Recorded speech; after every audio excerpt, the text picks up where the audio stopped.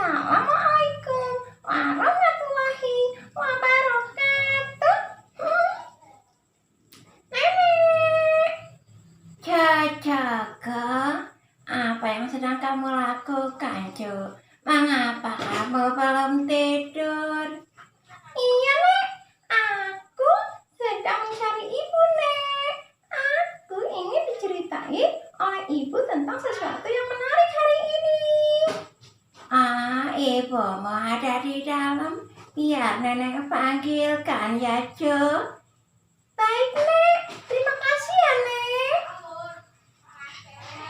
Hai teman-teman. Aku akan diceritakan oleh ibu sesuatu yang menarik. Aku harap teman-teman juga melihat dan mendengarkannya. Ibu. Hai anakku. Ada apa, Nak? Kamu manggil ibu? Iya, Bu. Ibu ceritain dong, Bu. Oh, kau ingin mendengar cerita dari ibu. Nah, hari ini ibu punya cerita yang menarik. Nah, kali ini ibu akan menceritakan tentang kisah seorang nabi. Nabi siapakah dia? Yang memiliki wajah yang rupawan, pemaaf dan bijaksana. Tralala. Nabi Yusuf alaihi salam, putra dari Nabi Yakub alaihi salam yang memiliki 11 bersaudara dan memiliki adik yang bernama Bunyamin. Mereka tinggal di negeri Kan'an. Suatu hari Yusuf menceritakan mimpinya kepada ayahnya. Ayah, semalam aku bermimpi. Ada 11 bintang dan juga matahari dan bulan seolah-olah bersujud di hadapanku, ayah. Benarkah itu, putraku? Itu pertanda yang sangat baik. Kau akan diberi kemuliaan hidup oleh Allah Subhanahu wa Ta'ala. Kau akan dijadikan menjadi seorang nabi, putraku. Benarkah, ayah? Betul, putraku. Maka dari itu, ayah berpesan kepadamu, jangan ceritakan hal ini kepada saudara-saudaramu. Karena sesungguhnya saudara-saudaramu itu memiliki rasa iri dan dengki kepadamu. Baiklah, ayah. Karena melihat kedekatan mereka, kakak-kakaknya pun merasa tidak nyaman. Mereka merencanakan sesuatu yang jahat, yaitu untuk menjauhkan Yusuf dengan ayahnya. Apa yang mereka rencanakan? Yang mereka merencanakan adalah memasukkan Yusuf ke dalam sumur lalu meninggalkannya. Nah, kemudian berpamitlah mereka kepada ayahnya Nabi Yakub alaihi salam. Yahuza, kakak Nabi Yusuf, berpamitan kepada Nabi Yakub alaihi salam akan membawa Yusuf untuk jalan-jalan menghirup udara segar di lereng bukit. Ayah, kami berniat akan mengajak Yusuf berjalan-jalan mengelilingi lereng bukit untuk menghirup udara segar. Kami rasa Yusuf akan senang sekali, ayah, karena sudah lama Yusuf tidak berjalan-jalan ke lereng bukit. Sesungguhnya ayah sangat mengkhawatirkan Yusuf, wahai putra-putraku. Ayah takut terjadi sesuatu kepada kalian dan juga Yusuf. Percayalah pada kami, ayah. Kami akan menjaga Yusuf dengan sebaik-baiknya. Lalu mereka pun semua berangkat menuju lereng bukit. Setelah dekat dengan sumur tersebut, Yusuf pun bertanya kepada mereka. Ia terheran mengapa membawanya ke sumur di dekat persimpangan jalan. Setelah sampai di sumur, Yusuf pun bertanya kepada kakaknya, "Kak, ada apa ini? Mengapa menuju ke sumur?" "Diam kau, Yusuf. Lepas bajumu dan masuklah kau ke dalam sumur." "Tidak, Kak. Tolong, jangan sakiti aku, Kak. Tolong, Kak, ampuni aku, Kak. Apa salahku?" "Kau sangat disayang oleh ayah. Kami tidak menerima hal itu. Kami ingin kau menjauh dari ayah sekarang." "Tidak, Kak. Tolong jangan masukkan aku ke dalam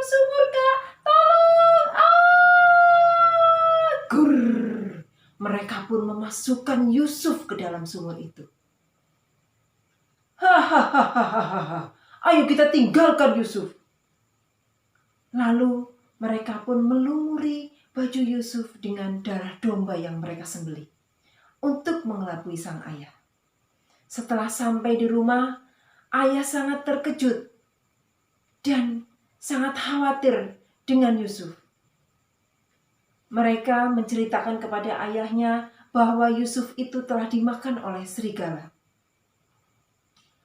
Ayah pun menerima hal itu, tapi ia tidak percaya dalam hati karena baju Yusuf tidak ada yang sobek sedikit pun. Nabi Yakub alaihi salam akan bersabar sampai Allah menyingkap semuanya. Setelah beberapa hari di dalam sumur, ada segerombolan musafir yang datang untuk mengambil air. Yusuf pun tidak melewati kesempatan itu. Yusuf masuk ke dalam timba yang musafir itu memasukkannya ke dalam sumur. Alangkah terkejutnya para musafir ini melihat ada seorang pemuda yang tampan berada di dalam sumur. "Tuan, tolong aku Tuan, antarkan aku ke keluargaku. Tolonglah aku Tuan, aku telah dicelakakan oleh kakak-kakakku." "Wah, siapa kau wahai pemuda? Kau sangat tampan. Kami akan menjadikan kamu budak. Kami akan menjualmu ke pembesar istana. Pasti akan memiliki nilai jual yang tinggi karena kau sangat tampan wahai pemuda. Hahaha. Ayo ikutlah dengan kami." "Tolong aku Tuan. Tolonglah aku, lepaskan aku Tuan. Jangan jual aku Tuan. Jangan jadikan aku budak Tuan." Maka mereka pun menjualnya ke pembesar istana dan menjadikannya budak. Istri pembesar istana ini memfitnahnya sehingga menjebloskan Yusuf ke dalam penjara. Di dalam penjara, Yusuf telah dapat menafsirkan mimpi sang raja. Kemudian dia dipanggil oleh sang raja, dan sang raja pun menyatakan bahwa Yusuf tidak bersalah. Lalu diangkatlah Yusuf ini menjadi seorang menteri yang mengatur perekonomian negeri itu. Karena kejujurannya, sang raja mengangkat Yusuf ini menjadi seorang raja. Suatu hari di negeri Kan'an terjadi kemarau panjang sehingga mengakibatkan terjadi paceklik atau kekurangan pangan di daerah kakak-kakaknya.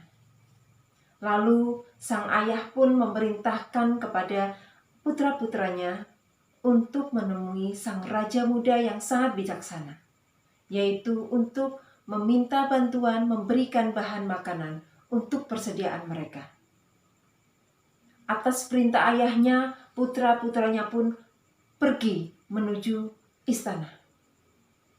Setelah sampai di istana, Yusuf pun sangat terkejut karena ternyata yang datang adalah kakak-kakaknya.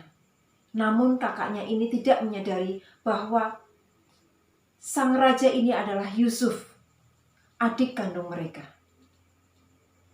Lalu kakak-kakaknya ini pun mengutarakan kepada Yusuf bahwa mereka meminta bantuan sang raja untuk memberikan bahan makanan. Yusuf memberi mereka bahan makanan sesuai dengan kemampuan mereka membawanya dan mengembalikan keping emas yang mereka bawa. Segera mereka pun pergi meninggalkan istana menuju rumahnya menemui ayahnya. Mereka menceritakan hal itu kepada ayahnya.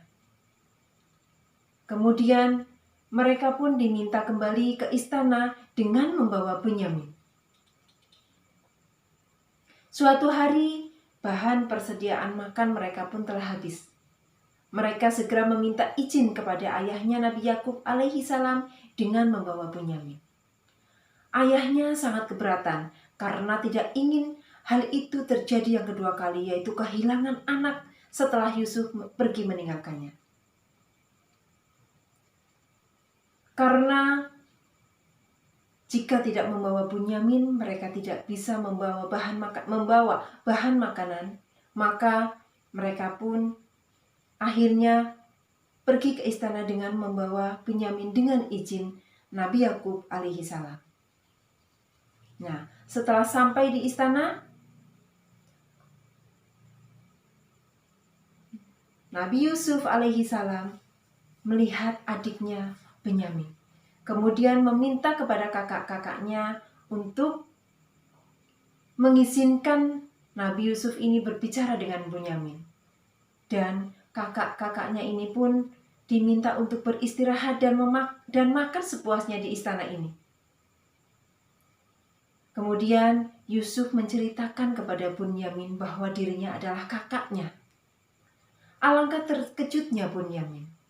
Ternyata kakaknya Yusuf ini masih hidup, bahkan menjadi seorang raja. Namun Yusuf meminta Bunyamin untuk tidak menceritakan hal itu kepada kakak-kakaknya. Nah, setelah mereka akan kembali menuju ke rumah mereka, mereka membawa bahan makanan yang di dalamnya itu diberi atau dimasukkan piala emas milik raja. Dimasukkan ke dalam kantong yang dibawa oleh Bunyamin. Pada saat mereka akan bergegas meninggalkan istana, ada prajurit yang menghentikan mereka. Lalu mereka menggeledah apa dari isi kantong yang mereka bawa. Ternyata mereka menemukan piala emas milik raja di kantong Bunyamin. Kemudian sang raja pun, Nabi Yusuf alaihi salam, menanyakan kepada mereka, apa hukuman yang tepat untuk seorang pencuri? Mereka pun menjawab bahwa hukuman untuk seorang pencuri adalah dijadikan menjadi seorang budak. Lalu Nabi Yusuf alaihi salam meminta kepada kakaknya itu untuk meninggalkan Bunyamin di istana. Kakak-kakaknya pun merasa keberatan karena ayahnya telah berpesan untuk menjaga Bunyamin dengan sebaik-baiknya. Kemudian mereka pun kembali ke istana. Tetapi ada Yahusa yang menemani Bunyamin di istana. Kemudian mereka, kakak-kakaknya ini pun kembali ke istana untuk meminta kemurahan hati sang raja untuk mengembalikan Bunyamin kepada ayahnya yang terus bersedih. Nah, sejak saat itu sang raja pun Nabi Yusuf alaihi salam menceritakan kepada kakaknya bahwa dialah Yusuf adik kandung mereka yang telah mereka buang pada saat itu. Dan meminta kakaknya untuk membawa baju Yusuf alaihi salam untuk dibawa kepada ayahnya, yang Nabi Yusuf berdoa kepada Allah dengan mencium bau dari baju Yusuf itu, maka akan sembuhlah